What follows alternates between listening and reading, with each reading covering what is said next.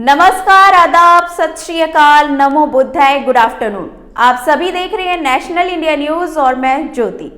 आधुनिक भारत में शूद्रों, अतिशूद्रों, महिलाओं और किसानों के मुक्ति संघर्ष के पहले नायक ज्योतिराव फूले हैं, जिन्हें ज्योतिबा फूले नाम से भी जाना जाता है। डॉक्टर आम्बेडकर ने गौतम बुद्ध और कबीर के साथ ज्योतिबा फूले को अपना तीसरा गुरु माना है। अपनी किताब शूद्र कौन थे महात्मा फूले को समर्पित करते हुए बाबा साहब ने लिखा था कि जिन्होंने हिंदू समाज की छोटी जातियों को उच्च वर्णों के प्रति उनकी गुलामी की भावना के संबंध में जागृत किया और जिन्होंने सामाजिक लोकतंत्र की स्थापना को विदेशी शासन से मुक्ति पाने से भी अधिक महत्वपूर्ण बताया, उस आधुनिक भारत के महान शूद्र महात्मा फूले की स्मृति में सादर समर्पित। सन 1818 में भीमा कोरेगांव युद्ध के बाद पेशवा का शासन भले ही अंग्रेजों ने खत्म कर दिया, पर सामाजिक जीवन पर उनकी जातिवादी विचारधारा का नियंत्रण कायम था। पुणे में शूद्रों, अतिशूद्रों और महिलाओं के लिए शिक्षा के दरवाजे बंद थे। सबसे पहले ईसाई मिशनरियों ने शूद्रों, अतिशूद्रों और महिलाओं के लिए शिक्षा के दरवाजे खोले। 7 वर्ष की उम्र में ज्योतिराव फूले को पढ़ने के लिए स्कूल भेजा गया, लेकिन जल्दी ही सामाजिक दबाव में ज्योतिराव के पिता गोविंद राम ने उन्हें स्कूल से बाहर निकाल लिया। वो अपने पिता के साथ खेतों में काम करने लगे। उनकी जिज्ञासा और प्रतिभा से उर्दू फारसी के जानकार गफ्फार बेग और ईसाई धर्म प्रचारक लिजिट साहब बहुत प्रभावित थे। उन्होंने गोविंद राव को सलाह दी कि वो ज्योतिराव को पढ़ने के लिए भेजे और फिर से ज्योतिराव स्कूल जाने लगे। इसी बीच 13 वर्ष की उम्र में ही 1840 में ज्योतिराव का विवाह 9 वर्षीय सावित्रीबाई फूले से कर दिया गया। 1847 में ज्योतिराव स्कॉटिश मिशन के अंग्रेजी स्कूल में पढ़ने लगे। यहीं पर होनहार विद्यार्थी ज्योतिराव का परिचय आधुनिक ज्ञान विज्ञान से हुआ।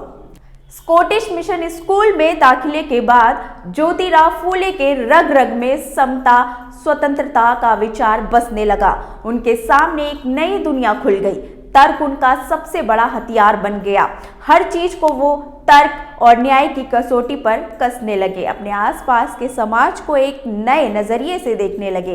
इसी दौरान उन्हें व्यक्तिगत जीवन में जातिगत अपमान का सामना करना पड़ा। इस घटना ने भी वर्ण, जाति व्यवस्था, ब्राह्मणवाद के संदर्भ में उनकी आंखें खोलने में मदद की।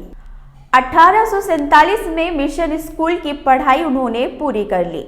ज्योतिबा फूले को इस बात का एहसास अच्छी तरह से हो गया था कि शिक्षा ही वो हथियार है जिससे शूद्रों, अतिशूद्रों और महिलाओं की मुक्ति हो सकती है।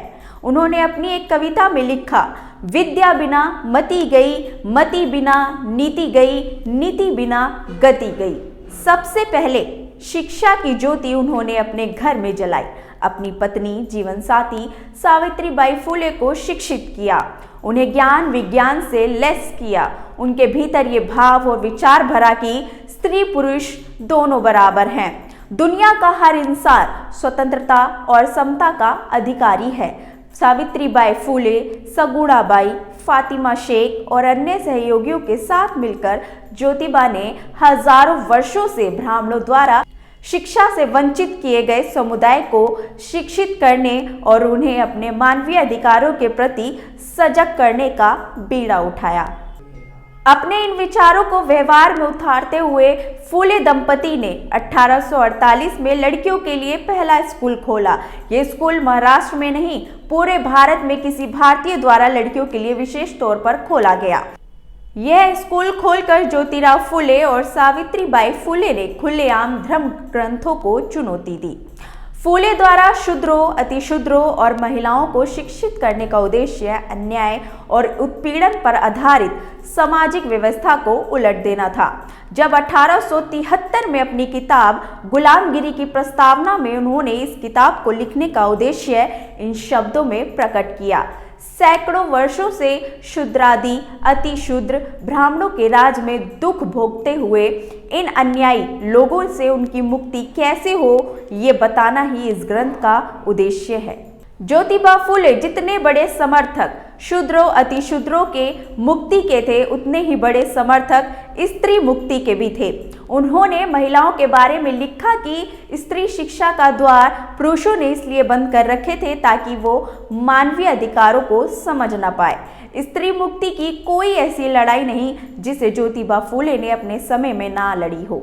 ज्योतिबा फूले ने सावित्रीबाई के साथ मिलकर अपने परिवार को स्त्री पुरुष समानता का मूर्त रूप बना दिया और समाज राष्ट्र में समानता कायम करने के लिए संघर्ष में उतर पड़े।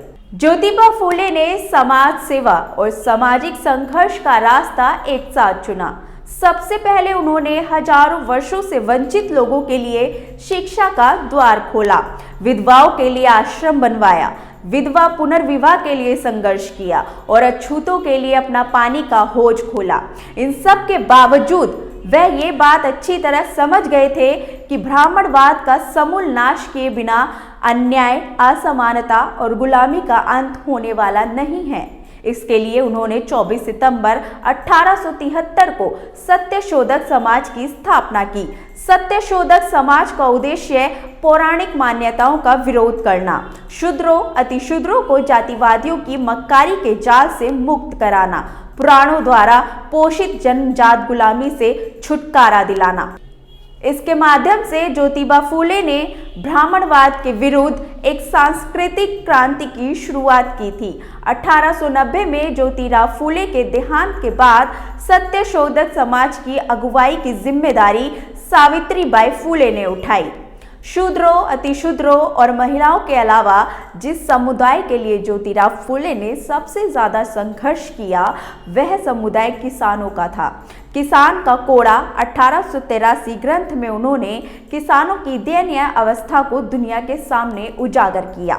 उनका कहना था कि किसानों को धर्म के नाम पर भट्ट, ब्राह्मणों का वर्ग, शासन व्यवस्था के नाम पर विभिन्न पदों पर बैठे अधिकारियों का वर्ग और सेठ साहूकारों का वर्ग लूटता खसोटता है। असहाय सा किसान सब कुछ बर्दाश्त करता है। इस ग्रंथ को लिखने का उद्देश्य बताते हुए वो लिखते हैं कि फिलहाल शूद्र किसान धर्म और राज्य संबंधी कई कारणों से अत्यंत विपिन हालत में पहुंच गया। उसकी इस हालात के कुछ कारणों की विवेचना करने के लिए इस ग्रंथ की रचना की गई है। ज्योतिराव फूले चिंतक, लेखक और अन्याय के खिलाफ निरंतर संघर्ष योद्धा थे। वे दलित, बहुजनों, महिलाओं और गरीब लोगों के पुनर्जागरण के अगुवा थे। उन्होंने शोषण, उत्पीड़न और अन्याय पर आधारित ब्राह्मणवादी व्यवस्था की सच्चाई को सामने लाने और उसे चुनौती देने के लिए अनेक ग्रंथों की रचना की, जिसमें प्रमुख रचनाएं निम्न हैं। भले ही 1890 में ज्योतिबा फूले हमें छोड़कर चले गए, लेकिन ज्योतिबा फूले ने सावित्रीबाई फूले के साथ मिलकर शूद्रों, अतिशूद्रों और महिलाओं के शोषण के खिलाफ जागरण की जो मशाल जलाई, आगे चलकर उनके बाद उस मशाल को सावित्रीबाई फूले ने जलाए रखा। सावित्रीबाई फूले के बाद इस मशाल को शाहूजी महाराज ने अपने हाथों में ले लिया। बाद में उन्होंने ये मशाल डॉक्टर भीमराव अंबेडकर के हाथों में थमा दिया। डॉक्टर अंबेडकर ने मशाल को सामाजिक परिवर्तन की ज्वाला में बदल दिया। तो आपने देखा कि किस तरह से ज्योतिराव फूले ने अपना समाज में योगदान दिया। फिलहाल बस इतना ही। अगर ये रिपोर्ट आपको पसंद आई हो तो हमें कमेंट बॉक्स में कमेंट कर जरूर बताएं। फिलहाल इस वीडियो में बस इतना ही। शुक्रिया। तो अगर आपको पसंद आया हो तो इसे लाइक करें, कमेंट करें, शेयर करें और हाँ, हमारे चैनल को सब्सक्राइब करना ना भूलें ताकि देश विदेश से जुड़ी खबरें आप मिस ना करें, क्योंकि कोरोना काल में 2 गज दूरी, मास्क है जरूरी। नमस्कार।